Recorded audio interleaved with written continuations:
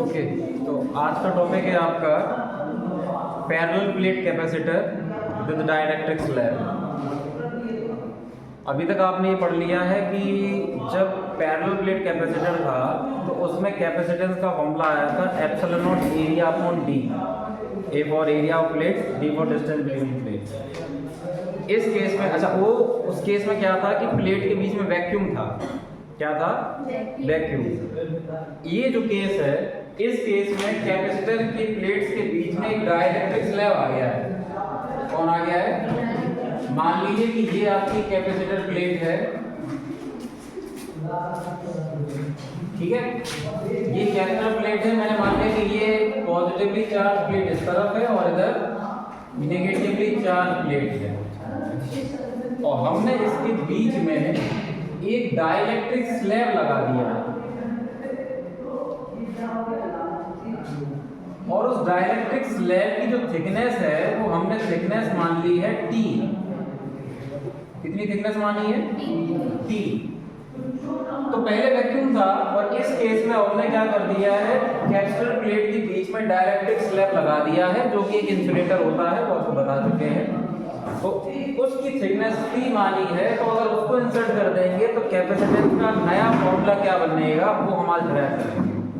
ठीक, तो चलिए पहले इस डायग्राम में समझते हैं। कैपेसिटर प्लेट था जिसकी प्लेट का एरिया हमने क्या माना है, यहाँ पर मैं लिख देता हूँ। पहले हमने कंसीडर किया है कि A जो है वो एरिया ऑफ प्लेट है,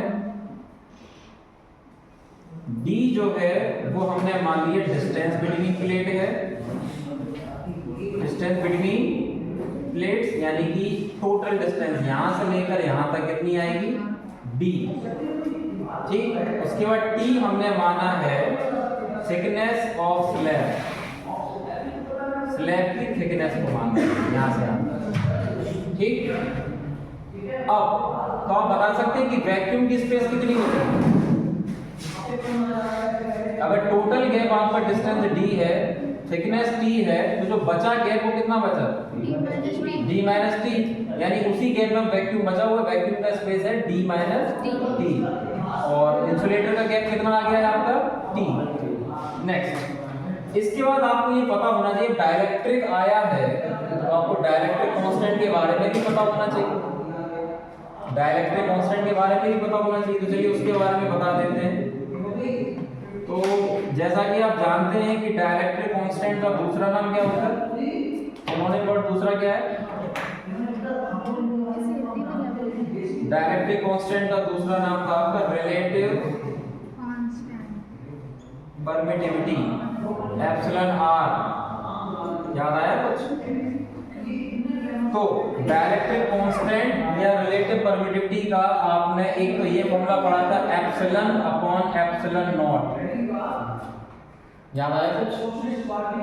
उसके बाद ये तो परमिटिविटी के बारे में था कि परमिटिविटी में दोनों ही लिख दे रहा हूं। चलो, एक तो ये फॉर्मूला पढ़ा था आपने, और दूसरा फॉर्मूला पढ़ा था कि ओरिजिनल इलेक्ट्रिक फील्ड, अगर पोलराइजेशन का केस हुआ है तो ओरिजिनल इलेक्ट्रिक फील्ड में अगर आप रिड्यूस्ड इलेक्ट्रिक फील्ड का डिवाइड करते हैं तो वो भी किसके बराबर आता है? रिलेटिव परमिटिविटी या डाइलेक्ट्रिक कांस्टेंट के बराबर आता है। ध्यान रखिए दोनों एक ही बात है। अगर कोई डाइलेक्ट्रिक कांस्टेंट कह रहा है वो भी एक बात है, रिलेटिव परमिटिविटी कह रहा है, दोनों एक ही बात है। सर उन्होंने बड़े इसलिए मैंने दोनों लिख दिए। ज्यादातर न्यूमेरिकल्स में ये वर्ड लिखा होता है डाइलेक्ट्रिक कांस्टेंट, ध्यान रखिएगा दोनों एक ही वर्ड है। तो ये भी फॉर्मूला है कि एप्सिलॉन अपॉन एप्सिलॉन नॉट, जिसमें ये किसकी परमिटिविटी है? परमिटिविटी ऑफ ये भी परमिटिविटी है, ये भी परमिटिविटी है। ऊपर वाली परमिटिविटी किसकी है? वैक्यूम की कि मीडियम की? ऊपर वाली है मीडियम की, और जिसमें नॉट लगा है वो वैक्यूम की है। याद आया? और एक ये फॉर्मूला है कि जब पोलराइजेशन होता है तो ओरिजिनल इलेक्ट्रिक फील्ड में डिवाइड करते हैं अगर आप नेट इलेक्ट्रिक फील्ड का, तो वो किसके बराबर आता है? Epsilon R। Epsilon R, ER नहीं, एप्सिलॉन R। E तो फिर इलेक्ट्रिक फील्ड को कहा जाएगा। तो अब इसका इस्तेमाल यहाँ होने वाला है, इसलिए मैंने ये दोनों फॉर्मूले यहाँ बता दिए पहले ही। तो यहाँ भी लिख दे रहा हूँ, ये है आपकी original electric field,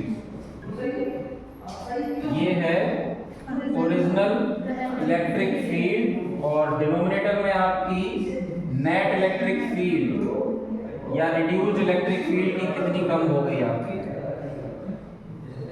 in the dielectric, लिख भी दे रहा हूँ। चलो, इन द डाइलेक्ट्रिक, डाइलेक्ट्रिक में कितनी इलेक्ट्रिक फील्ड कम हो गई, वो है डिनोमिनेटर। ठीक है, चलिए अब आते हैं डायग्राम में। ये तो कंसीडरेशन कर लिया मैंने, अब आया है डायग्राम में। तो जैसे ही हमने देखा कि यहाँ पर पॉजिटिव चार्ज डेंसिटी इस प्लेट पर है, नेगेटिव चार्ज डेंसिटी इस प्लेट पर है, तो पोलराइजेशन की वजह से डाइलेक्ट्रिक स्लैब के इस कॉर्नर में कौन सा चार्ज आएगा?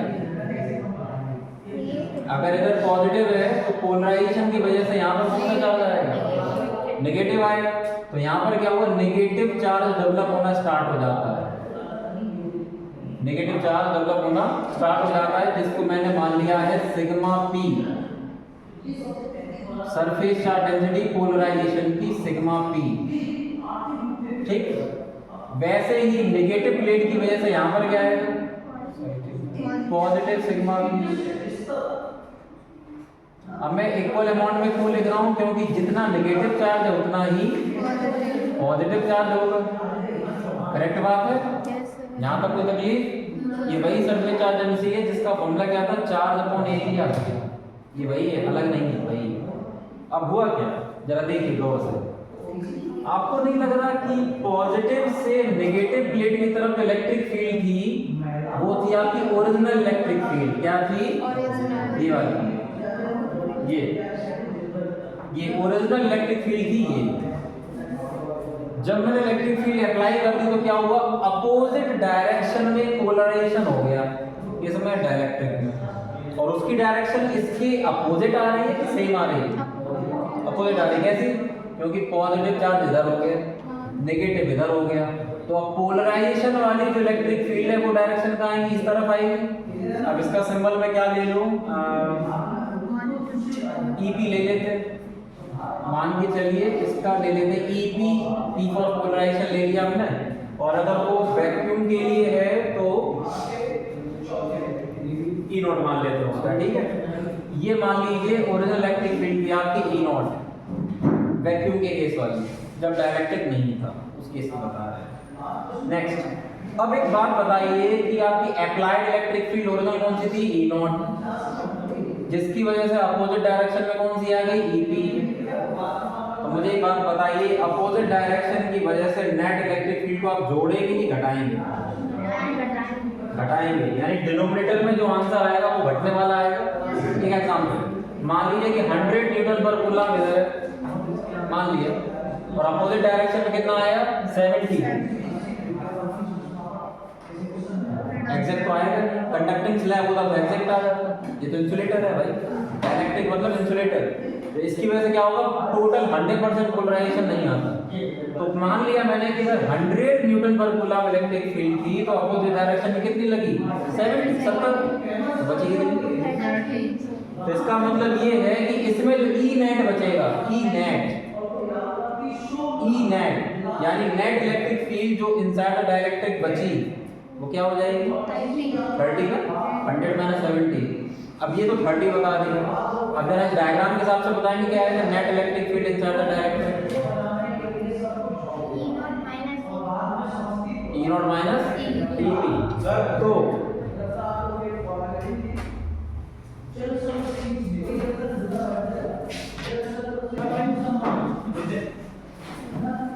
अब देखिए इस केस में आपने ये देख लिया कि ओरिजिनल इलेक्ट्रिक फील्ड हमने क्या मानी है, ई नॉट, और नेट इलेक्ट्रिक फील्ड हमारा क्या है, ई नॉट माइनस ईपी। वो भी मैं यहाँ लिख दे रहा हूँ, ई नॉट अपॉन में क्या आ जाएगा, ई नॉट माइनस ईपी। चलिए आगे बढ़ते हैं। अब यहाँ से किसी को कोई डाउट तो बताए, यहाँ से किसी को कोई डाउट, ये लिख लीजिए सब।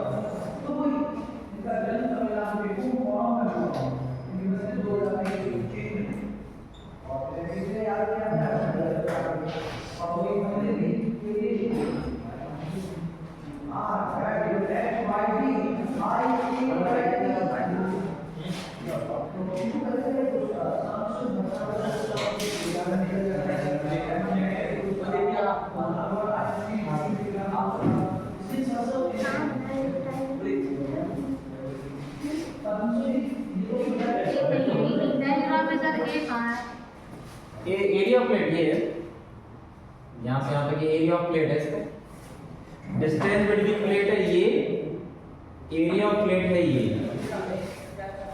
ठीक है। तो डायरेक्ट स्लैब जो आपने लगाया उसका भी एरिया यही माना है, जितना प्लेट का एरिया है वही आपके डायरेक्ट स्लैब का एरिया है, थिकनेस अलग है बस। चलिए अब इसके बाद क्या करते हैं, potential difference between the plates का फॉर्मूला क्या आएगा?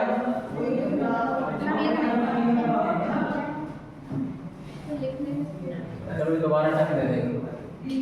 Potential difference between the capacitor plates, between the capacitor plates is, तो आपको याद होगा, आपको मैंने फॉर्मूला बताया था Q = CV, याद आया ना ये वाला? याद है? और एक ये भी बताया था मैंने E = dV/dr, ठीक। तो यहाँ पर क्या था, electric field potential upon distance था, तो पोटेंशियल अगर निकालेंगे तो इलेक्ट्रिक फील्ड इनटू डिस्टेंस हो जाएगा। तो यहाँ पर भी क्या होगा, जब आप पोटेंशियल निकालेंगे तो electric field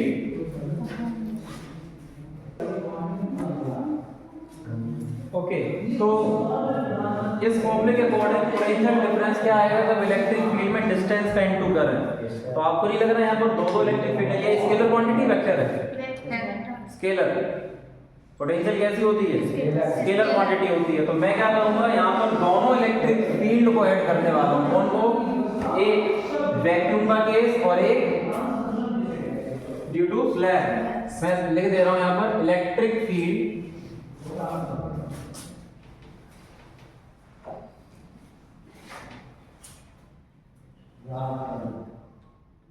potential due to E0 plus potential due to net electric field in net electric field यानी कि E नेट।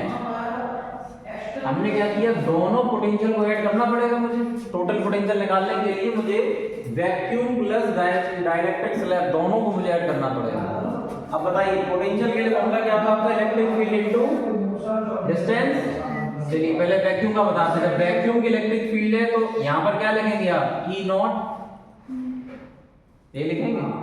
जब वैक्यूम की डिस्टेंस क्या बची थी यहां पे, अगर टोटल डिस्टेंस d है, डायरेक्ट स्लैब की थिकनेस d है, तो वैक्यूम का कितना होता है, तो यहां पर क्या लिखेंगे आप, d - t, यहां तक कोई तकलीफ, प्लस यहां पर क्या आएगा, नेट इलेक्ट्रिक फील्ड के लिए तो यहां E0 नहीं लगाएंगे, यहां क्या लगाएंगे, E net electric field. Net electric field की डिस्टेंस कितनी है, डायरेक्ट स्लैब, उसके बीच की गैप कितनी ली हमने, t, तो यहां पर क्या लेंगे आप, t लेंगे। यहां तक कोई तकलीफ, क्लियर है? अब इस फॉर्मूले का इस्तेमाल अगर करें तो अब देखो इसमें मैं किसी को कुछ कॉमन ले सकता हूं, नहीं, तो मैंने क्या किया, E नेट को E0 के टर्म्स में लिखा, कैसे, इस फॉर्मूले की मदद से।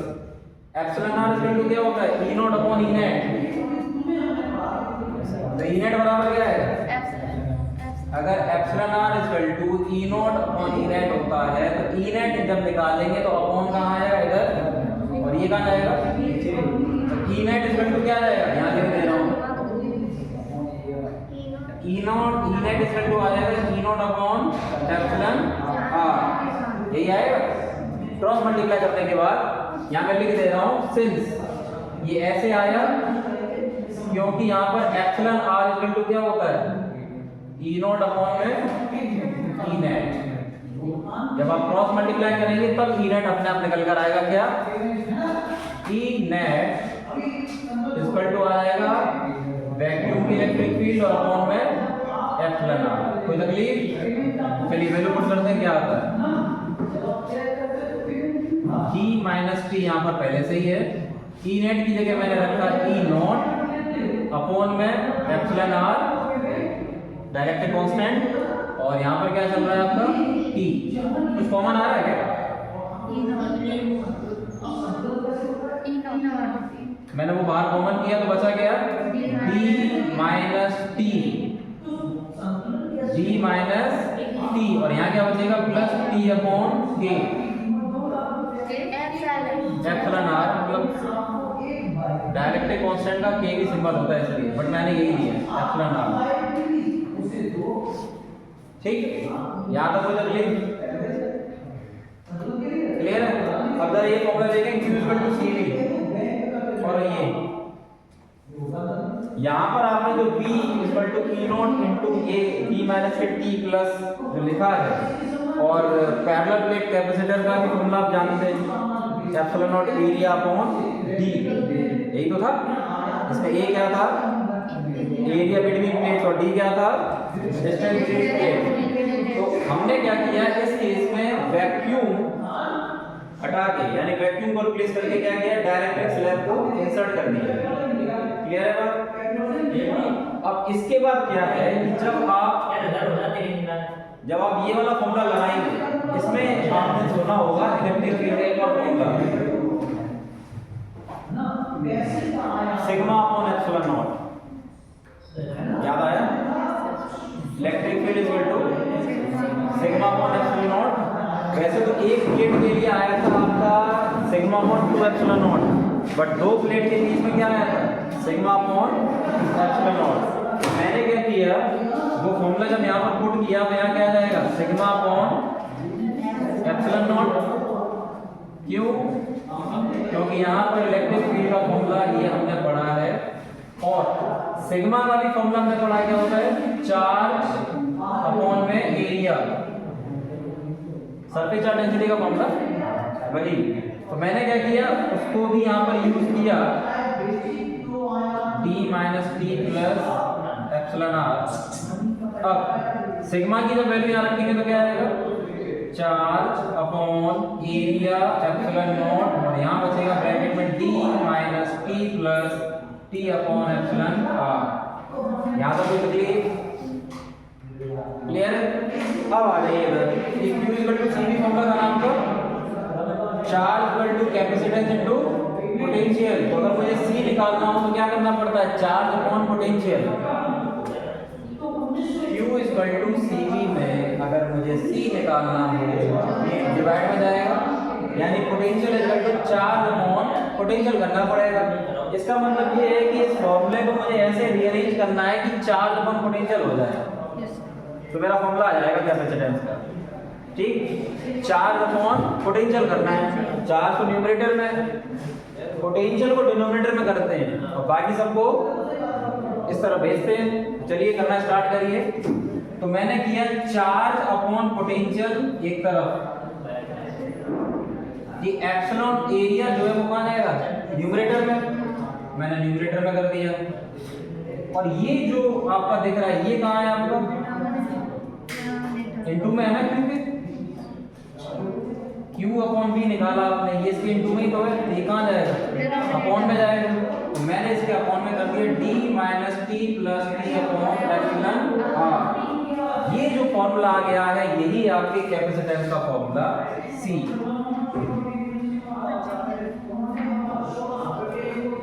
अगर गौर से देखा जाए तो आप देख सकते हैं कि इस फॉर्मूले में ज्यादा डिफरेंस नहीं है। Epsilon naught area upon D आया है, बस डाइलेक्ट्रिक स्लैब के लिए क्या आ गया यहाँ पर, minus t plus t upon epsilon r. कुछ किताबों में एप्सिलॉन आर की जगह के लिखा होगा, बट बात एक ही है। क्लियर, समझ में आ गया, लिख लीजिए ऐसे।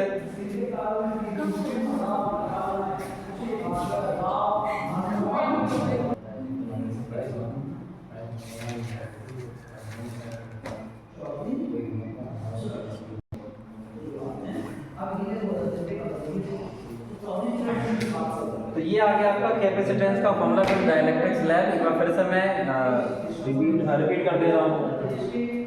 हमने देखा कि टोटल प्लेट का गैप कितना था, d, डाइलेक्ट्रिक स्लैब कितना किया आपने, d, तो गैप कितना बचा फिर, d माइनस टी।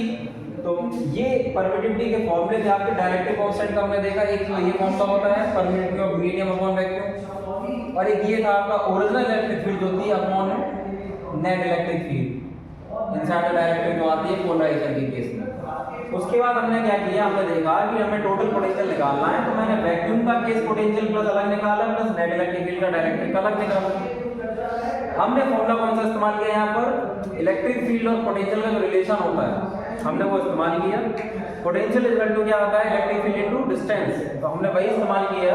तो जब ई नॉट इलेक्ट्रिक फील्ड था तो ये ई नॉट जो है वैक्यूम के लिए, अब वैक्यूम के स्पेसेस में कितना बचा, टोटल डी है, डायरेक्ट स्लैब टी है, तो बचा कितना, डी माइनस टी।